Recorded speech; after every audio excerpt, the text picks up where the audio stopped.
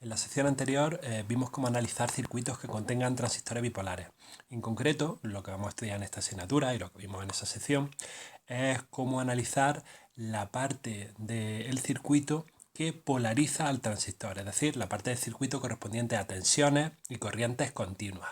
No vamos a entrar en esta asignatura a analizar aquella parte que mete pequeñas tensiones para amplificarla a la salida. Entonces lo que vamos a estudiar, lo que vamos a analizar son los circuitos de polarización del transistor. Bueno, en concreto en la sección anterior estuvimos viendo cómo analizar esos circuitos usando modelos equivalentes. En concreto, cuando estamos tratando de tensiones y corrientes continuas, lo llamamos gran señal, son las corrientes y tensiones que polarizan el transistor. Por eso vimos los modelos en gran señal. Entonces vimos que si un circuito contenía transistores, para analizar la parte en gran señal de ese circuito, lo que tenemos que hacer era pues aplicar los modelos en gran señal que vimos en la sección anterior. En concreto no vimos configuraciones de circuito de polarización, simplemente estuvimos viendo algunos ejemplos y cómo analizar esos circuitos usando los modelos equivalentes. Pues bien, ahora en esta sección vamos a ver que existen distintas configuraciones de circuitos de polarización. Vamos a estudiarlas y vamos a ver por qué existen esas configuraciones.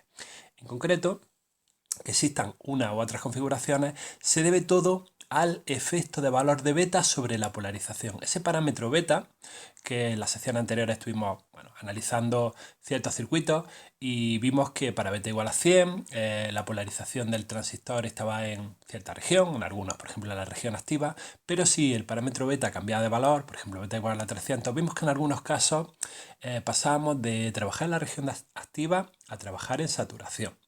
Bueno, ¿qué relación vimos que había entre las curvas características, cuando vimos la sección de las curvas características, entre las curvas características de salida del transistor bipolar y el valor del parámetro beta? ¿Qué relación había?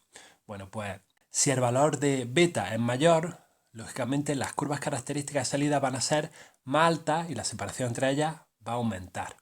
Porque para un mismo valor de la corriente de base, ¿cuál es la corriente de colector? Beta por la corriente de base, por lo tanto, para un mismo valor de la corriente de base, aumenta el valor de la corriente de colector en la región activa. Fijaros en este ejemplo, imaginaros que tenemos, estas son las curvas características para un transistor con cierta beta, por ejemplo beta 1, y estas son las curvas características para un transistor con una beta 2 mayor que beta 1.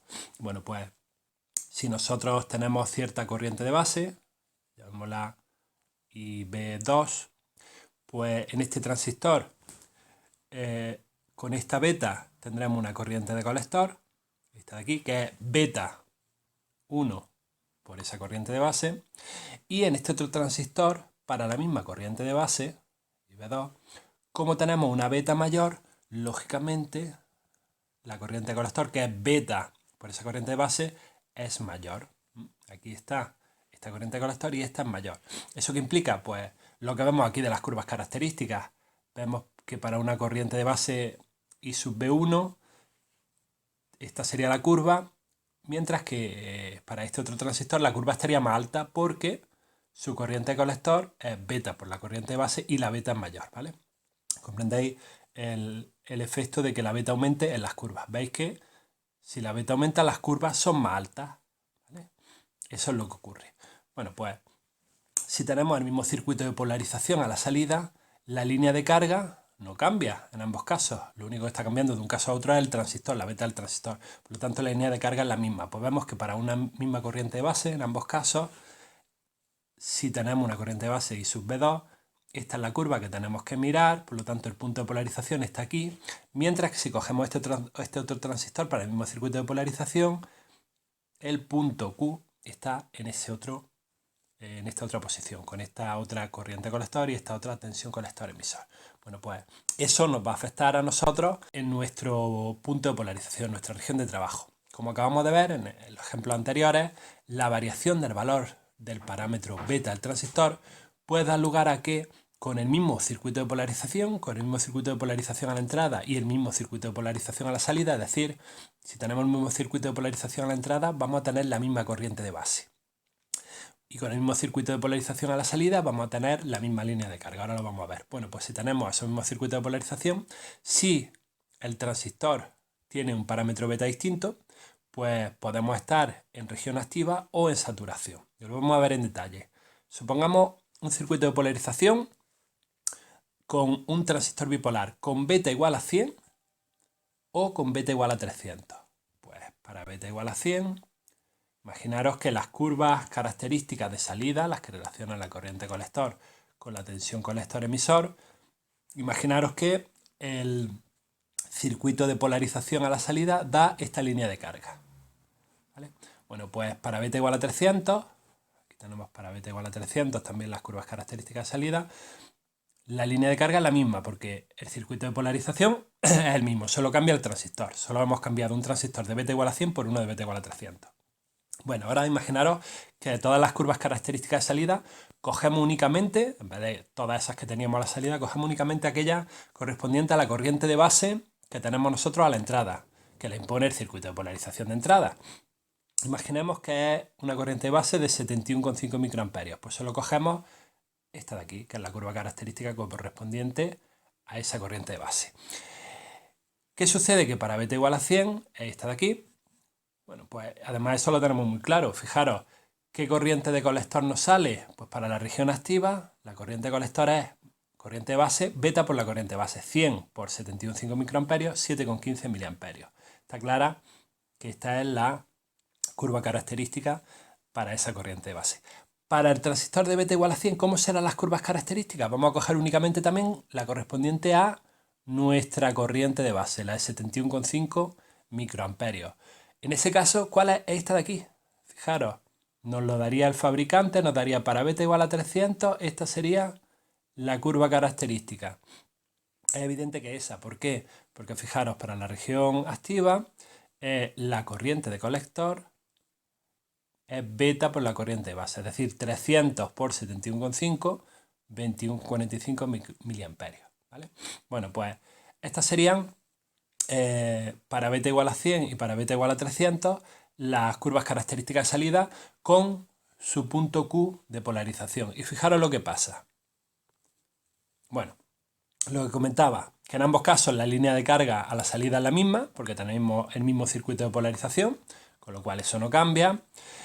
Que las curvas características de salida del transistor van a ser diferentes, porque el valor de beta es distinto, lo que hemos comentado antes. Para beta igual a 100 tenemos esta curva característica del transistor para esa corriente de base, para beta igual a 300 lo que tenemos es esta otra, y que para el mismo valor de la corriente de base, esos 71,5 microamperios que estamos suponiendo en este ejemplo, es decir, tenemos el mismo valor en ambos casos, para beta igual a 100 y para beta igual a 300, porque tenemos el mismo circuito de polarización a la entrada. Y ese circuito de polarización vimos en los ejemplos anteriores que no le afectaba el valor de beta.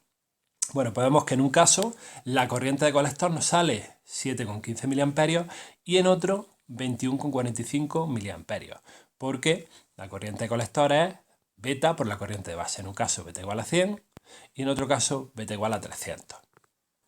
Pues bien, vemos que por eso, en un caso el punto Q de polarización está en la región activa, es el adecuado para usarlo como amplificador, mientras que en el otro ejemplo, fijaros dónde se ha ido el corte de la línea de carga con la curva característica, está en la región de saturación, es decir, no es correcto para usar ese circuito como amplificador. Por eso, en el circuito de polarización que hemos visto en el ejemplo, tenemos entonces un punto Q que es apropiado para un transistor con beta igual a 100, pero no es apropiado para un transistor con beta igual a 300. Como vimos en la sección anterior, analizamos este circuito de polarización, vimos un ejemplo con este circuito, con los valores de R sub B, la resistencia de base de 200K, esta de aquí le dimos el valor 200K, RC 1K, esta le dimos 1K, y VCC, estos valores de aquí, de 15 voltios. Bueno, pues con esos valores para este circuito vimos que era adecuado, que estaba en la región activa para beta igual a 100, pero no era adecuado para beta igual a 300. Si cogíamos un transistor con beta igual a 100, este circuito está funcionando como amplificador en la región activa, pero si cogíamos un transistor con beta igual a 300, en ese circuito no estaría funcionando de forma adecuada porque no estaríamos en la región activa. Bueno, pues se nos puede ocurrir una idea. Bueno, pues podemos decir, este circuito es el adecuado. Sin embargo, lo que tenemos que ver es, miramos el valor de beta que da el fabricante, y si el fabricante nos dice beta igual a 100, pues los valores que habíamos cogido antes son los correctos. Y si el fabricante nos dice que el valor de beta es 300, pues en vez de usar estos valores, pues escogemos un valor para la resistencia de base, resistencia de colector y para VCC, de tal forma que para beta igual a 300, este circuito polariza el transistor en la región activa.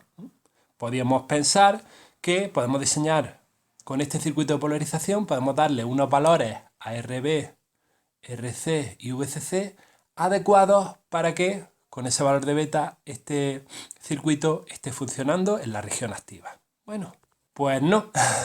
Y aquí llega el gran dilema de los transistores. Fijaros, en la práctica no vamos a saber el valor de beta de un transistor.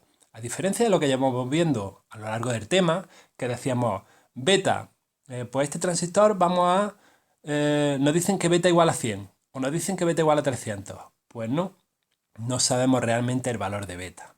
En teoría, sobre el papel podemos darle un valor, pero en la práctica no, porque para un mismo modelo de transistor puede variar el valor de beta hasta un 500%.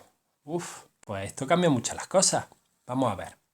Fijaros, puede haber grandes diferencias en el valor de beta para cada transistor individual que compremos en la realidad dentro de una misma familia. Fijaros, dos transistores idénticos con la misma numeración del mismo fabricante, en principio serían exactamente iguales, pueden tener valores de beta completamente diferentes. Esto es una novedad, ¿verdad? Bueno, por ejemplo, miramos las características del transistor 2N3904, que es un transistor bipolar NPN de Motorola, y obtenemos esta información. Fijaros, ganancia de corriente en continua. ¿Eso qué es? Bueno, pues ya lo vimos. Eso es justamente la beta, el parámetro beta. Pues el fabricante, fijaros lo que nos dice. El fabricante nos dice que la beta del transistor que compremos de ese modelo puede estar comprendida entre 100 y 300. Nos da un valor mínimo. Nos asegura que menor de 100 no va a ser y que mayor de 300 tampoco, pero no nos dice nada más. No sabemos qué valor va a tener la beta entre 100 y 300. Ni idea.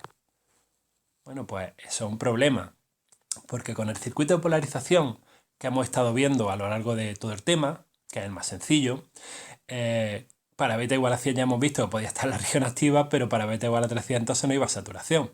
Entonces, bueno, pues parece ser que ese circuito de polarización sencillo que estamos viendo a lo largo de todo el tema no va a ser el más adecuado. Por eso vamos a ver ahora en esta sección otras configuraciones de circuito de polarización que no tengan este problema, que ayuden a solventar el problema de que el parámetro beta del transistor no lo vamos a conocer. Bueno, pues en la práctica vamos a poder usar otros circuitos para polarizar un transistor y vamos a intentar emplear circuitos que permitan compensar en la medida de lo posible esa variabilidad de beta. Nuestro problema es la variabilidad de beta, que no sabemos realmente la beta que tiene el transistor que compremos, ¿vale? Bueno, pues vamos a intentar eso, que el punto Q, para compensar esa variabilidad, vamos a intentar que el punto Q no dependa del valor de beta. Fijaros, si tenemos aquí las curvas características para, por ejemplo, beta igual a 100, este sería para beta igual a 200, el problema es que, lo que habíamos dicho antes, para beta igual a 100, el punto Q estaría aquí, pero para beta igual a 200, con la misma corriente de base, estaría aquí. Eso es un problema. Uno estaría en la región activa, el otro se nos estaría yendo a saturación. Bueno, hemos visto que si polarizamos la entrada con cierto valor de la corriente de base, que en este ejemplo ya hemos visto que es 30 microamperios, el que estamos cogiendo, el punto de trabajo Q a la salida, pues es el adecuado para una beta, pero para la misma corriente de base no es adecuado para las curvas características de un transistor con una beta distinta, se nos va a saturación.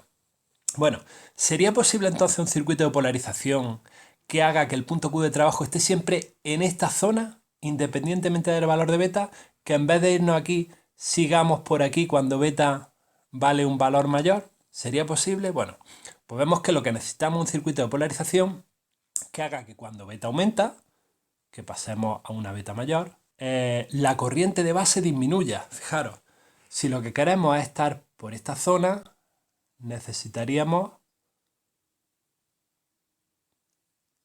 tener una corriente de base con este valor, para que así, al cortar con nuestra línea de carga, nos salga este punto Q de polarización. Entonces, para una beta igual a 100, esta corriente de base, 30 microamperios, pero para una beta mayor, lo que vamos a necesitar es esta otra corriente de base, que vemos que está entre 10 y 20, pues vamos a suponer unos 15 microamperios.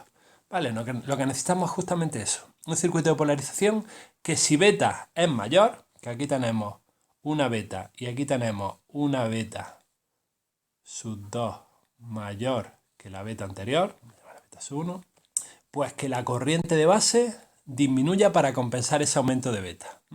Pues vamos a ver que esto se consigue, es lógico además, porque sabemos, fijaros, esto que vemos gráficamente es lógico también matemáticamente, porque sabemos que la corriente de colector es beta por la corriente de base.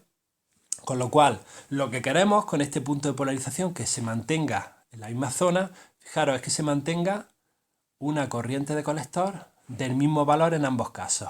Vamos a suponer, por ejemplo, que estos son pues 2,3 miliamperios. Queremos que cuando beta aumenta se mantenga la misma corriente de colector, ¿vale? ¿Y qué era la corriente de colector? Beta por la corriente de base. Con lo cual, si beta ha aumentado, lo que queremos para que se mantenga la corriente de colector, si beta aumenta, es que la corriente de base disminuya en la misma proporción.